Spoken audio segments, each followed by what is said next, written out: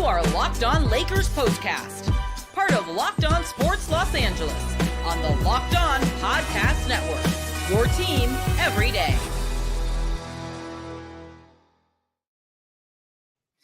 Well, the Lakers and Warriors play what felt like a playoff game. The Stars start off slow, but in the end, the Lakers have questions on how good is this team really when it comes to a chance of winning a championship. We talk about it all tonight in the postcast. Again, I'm Dave Palet. Thank you so much for joining me tonight. Heartbreaking loss for the Lakers, 123-116 to the Golden State Warriors.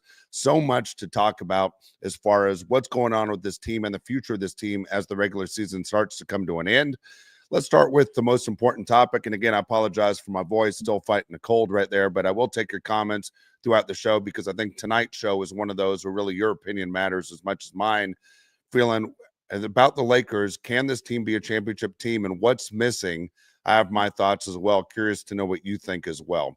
So let's start right here. This is what you'll be talking about.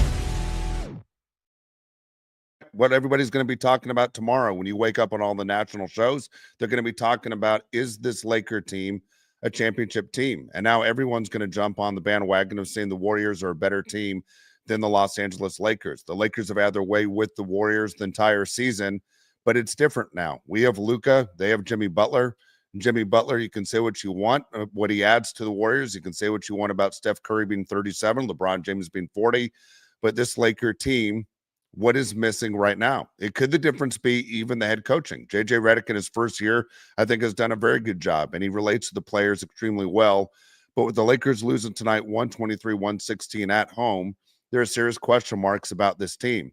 And for me, one of the frustrations is the Lakers bench. I said it on the last couple shows. I don't understand the rotation exactly of what JJ Redick is doing. And again, you can say I'm crazy on this one, but I don't think I am. This is a league that is built through three-point shooting. And this is the way the game is played now. It was funny. I was at a restaurant today, and they had basketball on that is current NBA basketball, and then basketball on from like 20 years ago. It was the Milwaukee Bucks against the Utah Jazz.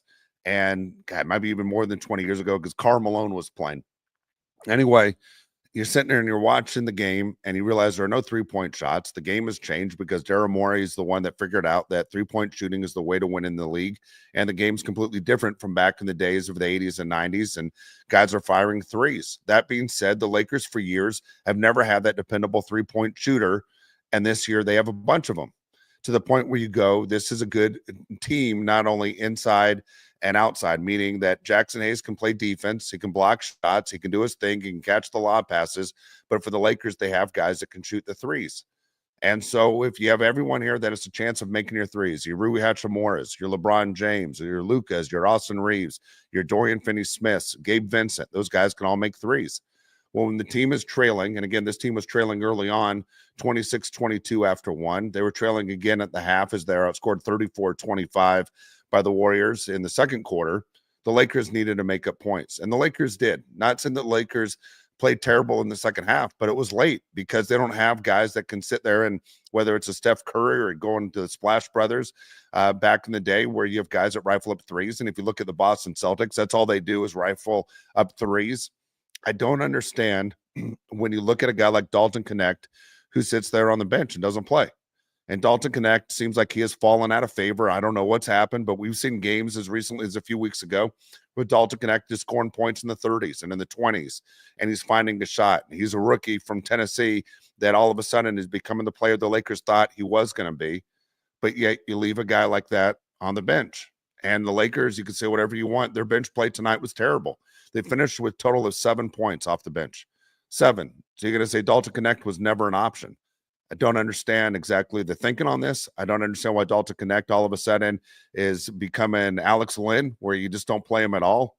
It's very strange to me, and it's not working this way. The Lakers haven't looked good, to be honest with you, when Dalton Knecht has not played in games or has played less than 5 minutes. It doesn't look like the Laker team we were excited about. Now, the Laker starters were great tonight. Okay, outside of Jackson Hayes, who only had 2 points, you had obviously scoring of 33 points from LeBron. You had 31 from Austin Reaves. You had 19 from Luka. You had 24 from Rui. But look, the Lakers play tomorrow night. Then the Lakers play again in Oklahoma City on Sunday. And then the Lakers play 2 more days later in Oklahoma City again. what is the plan here? How can you sit there and run these starters out here and run these minutes up and expect big time contributions from these guys night in and night out? And in this case, for the Lakers, tonight and tomorrow night, and they're going against the best team in the league on Sunday and Tuesday, and expect to get great results. You have to figure out what your bench rotation is. It's extremely important going into the postseason. And right now, I'm extremely frustrated watching what the Lakers did. Tonight's game was embarrassing, I thought. You have weapons, but yet you aren't using the weapons the way, supposedly the way this team was built. What happened to the guys on the team that you counted on during the regular season, now all of a sudden not in the game to get you help? If it wasn't for Austin Reaves going crazy in the fourth quarter, the Lakers wouldn't be in this game at all. So for me, extremely disappointing. And that's the main thing I'm talking about tonight is, hey, don't change things up to the point you guys are never going to figure out your rhythm. You're in a short amount of time, JJ Redick. Everybody knows the Lakers need to figure out what their identity is. We've had situations where Luka joined this team, halfway through the season. He was coming off an injury. LeBron goes down with an injury. Reaves was out with an injury. And now you're figuring out your starting lineup. What is your bench rotation? And how can you look at this bench rotation and say this is successful on what the Lakers are doing? It's frustrating because I think this is a better Laker team that has been put together by Rob Pelinka than the way JJ Redick is using it right now. And I've been a fan of JJ Redick almost the entire season, but over the last week, it has been extremely frustrating watching this team and seeing where this team is at. Curious to know if you think the same thing as well, but this Laker team, I think, is capable of playing better than they've played. I think LeBron tonight played one of his better games. Kind of curious to know what LeBron was going to look like. But LeBron, doesn't like to lose to Steph Curry. He doesn't like to lose national televised games. And he can say what he wants. He's been in the league for a long time, that every loss is a big deal. Sometimes it doesn't always seem that way to NBA players. But I think LeBron and Kobe and the great ones, they don't ever want to lose when they know the world is watching. And they know this is going to be the number one topic on all the morning shows. That's just the way it's going to go with this Laker team for a while, is to figure out what is best for this team and which direction they're going to go. They need to figure out quickly what is going to happen for this Laker team. I will get to your comments as well tonight. Again, it's only going to be a 15 to 20-minute show, but first want to mention the people over at FanDuel. Look, the NCAA tournament is here. FanDuel is giving you the chance to get on the action like never before. Right now, new customers can get $200 in bonus bets when their first $5 bet wins. That's $200 extra bucks on everything from buzzer beaters to Cinderella stories and even who's cutting down the nets. Picking your favorite teams. Look, we're down to 4 right now. Are you to the point where you're picking the team that has the best chance to win, or are you picking with your heart? Staying in the action throughout the tournament has been great. It's been exciting all the way from the beginning. Now that we're almost to the end, it's easy, it's fast, and the FanDuel app is simple and easy to use. And when you win, you get paid instantly, no waiting around. So visit FanDuel.com to get in on the college hoops action all tournament long. Going to be a great time right there. Of course, as we have the Final Four coming up on Saturday, championship game on Monday, and a lot going on. And again, I want to mention one more sponsor, of course, as well. I want to mention the people over at 5 Hour Energy.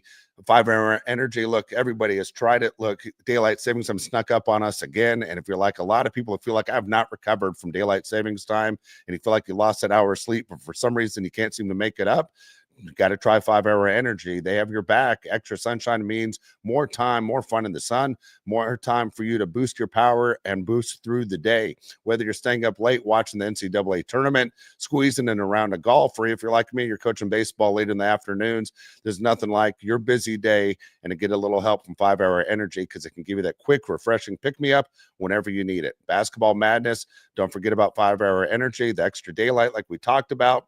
Also, it's very convenient to get as well. Easy to grab on the go, and it's also easy to have delivered to your home. Head to 5hourenergy.com to find over 15 flavors to choose from, including watermelon, blue raspberry, peach mango. You can even build your 12-pack or 24-pack delivered right to your front door. Don't forget 5 Hour Energy. It can be found at your convenience or a local grocery store. Stock up and stay energized today. 5 Hour Energy. You've tried it in the past, and it's always worked. It's always something that is great to have by your side. All right. So let's get to some of your comments right now. I'm curious to know what everyone else thinks about this Laker team because I'm frustrated. I hate losses, but I hate losses, especially to a team when so many of you have said the Warriors are a team I do not want to face in the first round. Can't run from everybody. Okay. Can't run from everybody. And whether it's OKC, whether it's Denver, whether it's the Golden State Warriors, it's not easy becoming a champion. That's why tonight was frustrating because I think the Warriors scared a lot of Laker fans, including myself tonight. All right. Craig, always good to see you. Always good to see you, Craig. And at the same time, Craig's been supporting the show all season long. Craig, Luka off game. Absolutely was an off game for Luka. Kind of disappointed, right? We needed Luka big time. Craig's like me, wants to see more Dalton Knecht. Absolutely. JJ's stubborn on his rotation. You know, you can be stubborn on all you want, but when it's not working, it's frustrating. LeBron James, 40 minutes. JJ clueless on managing minutes. Craig, I don't disagree with you right now. Again, you're playing a big, tough part of your schedule. Tomorrow is an NBA game. I don't care if it's the Pelicans or not. You need to get that win. Like, this is a necessary win on a Friday night when the Pelicans come to town. At the same time, you're going to get on a plane and you're going to travel to Oklahoma City and you're going to face the Thunder, the team everybody's been talking about and everybody thinks is the best team in the West, to face eventually possibly the Boston Celtics or the Cleveland Cavaliers in the NBA Finals. Lakers need tomorrow night's win like nothing. I mean, it sounds crazy to say this is a must win. Lakers have to come out strong against the Pelicans, but you burnt everyone down tonight. You burnt everybody down. And so it's extremely frustrating to see what the Lakers did tonight and the fact they weren't able to come out and get a win with their new team that the Warriors have. And everyone's super excited that the Warriors, you know, are in a situation where they think they can win a championship, when I think so many of us thought the Warriors did not have a chance at all this year. They're getting older. Their time has passed. But this Laker team has struggled. And so very frustrating. LeBron James, I thought, was outstanding tonight. I thought Austin Reaves was great as well. And for the Lakers, they got off to that slow start. And I think Luka will tell you, you know, he pointed the finger right at me. Luka's 3-point shots weren't falling. And when we sit there and we look at the box score with what the Lakers had tonight, they shot 45% from the field, 38% from 3-point range. Free throws were fine. I mean, actually better than fine. 20 of 23, that's 87%. I'll take that any day for the Lakers. Bench points, really frustrating. Again, Dorian Finney-Smith in 29 minutes, 1 of 6 from the field for 2 points. Jared Vanderbilt, 1 of 3. Never expect points from Jared Vanderbilt. My opinion, anything you get from Jared Vanderbilt. And tonight it was a dunk after a pass from LeBron James, 2 points. Gabe Vincent, 1 of 5. So again, if all these guys are only making one shot and Jordan Goodwin, who comes off the bench, doesn't make any shots, dude, you got to go to someone else that actually has a history of making shots. That's Dalton Knecht. That's where the frustrating part is for me and for this team. I don't know what to tell you. So you have a couple guys that played 40 minutes tonight. LeBron played 40. LeBron with 33 points, 5 rebounds, 9 assists was great. He made 10 of 15 shots, 5 of 8 from 3-point range. LeBron James, you can't expect him, as great as he is, to play any better than that. Luka, again, not his night tonight. 38 minutes, 6 of 17 from the field, 0 of 6 from 3-point range. Didn't make 1 3-point shot tonight, but hey, had to keep firing them up to see if they're eventually going to go in. They were never going to go in. He didn't have a shot tonight. Didn't have at the beginning of the game. Didn't have at the end of his game. Eventually, all it came down to were layups and mid-range shots and free throws for Luka, which gave him 9 points, 8 rebounds, and 7 assists on the night. Austin Reaves, man, if it wasn't for Austin Reaves, he would have turned this TV off in the fourth quarter. Austin Reaves gave you everything he possibly could. 40 minutes for Austin Reaves tonight, 31 points. He was 10 of 20 from the field, 9 of 16 from 3-point range. So out of his 31 points, 27 of them came from 3-point range. Austin Reaves did everything he could to help will this Laker team to a win. Not enough. Not enough. It's not going to work when it's 2 guys. It's LeBron and it's Austin Reaves. And for Hachimura, fantastic, 24 points. But that's not what this team is built around. It's not built around Rui getting his points. It's built around LeBron, Luka, and Austin Reaves getting there. So when one guy goes down, like Luka, meaning that he's not hitting the shots tonight, but he's taking a bunch of shots, and the team can't knock him down, and then they're running back the other way and Golden State scoring. It's a big reason why the Lakers lost. And it's not very often that Luka gets off to a slow start in the first quarter, but tonight was one of those nights where he got off to a slow start. Steph Curry, absolutely insane. 37 points, was on fire in the second half. Again, Steph only had 12 at the half, ends up with 25 in the second half. So 37 points in 34 minutes for Steph with 6 assists to go along with it. He was 10 of 21 from the field, 4 of 11 from 3-point range, made 13 of 14 free throws. And Steph Curry's, again, does what Steph Curry does. Lakers lose 123-116. And it's frustrating. It's frustrating because I think people thought before the trades were made, especially Jimmy Butler, that the Lakers were by far the better team over Golden State. They'd proven it earlier on in the year. And tonight, I still don't think the Warriors are better. I think the Lakers need to make some adjustments to prove they're better, because right now what JJ Redick is doing is not working for me, and it's not working for the team, especially when you sit there and you try and figure out what works as far as the bench goes. That bench play today was unacceptable. It's unacceptable bench play. And I think if you're in the media and you're in front of JJ Redick at the podium, it's one of the first questions you ask him. How can this be? How can this constantly go this way and go, this is what works for this team, you think, moving forward? Let's talk about the Locked On Player of the Game. This is the Locked On Player of the Game.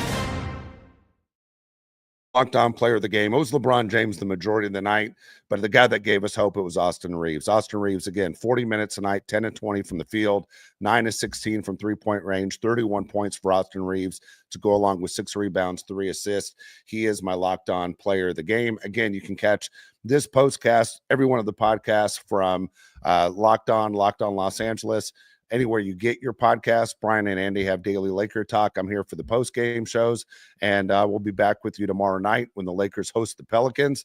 Again, I appreciate you joining me tonight, and at the same time, looking for a big Laker win tomorrow night when the Lakers host the Pelicans, a team that is honestly one of the worst in the league, and it should be a necessary win. Let's see the Lakers blow them out and give some rest to some of the guys that have been playing a lot of minutes lately. Again, my name is Dave Palet. Thank you so much for joining me throughout the season. We're almost to the end, but it's been a great ride. Let's see the Lakers finish hot. Let's hope my voice comes back. Have a good night, everyone. Lakers lose 123-116 to the Golden State Warriors.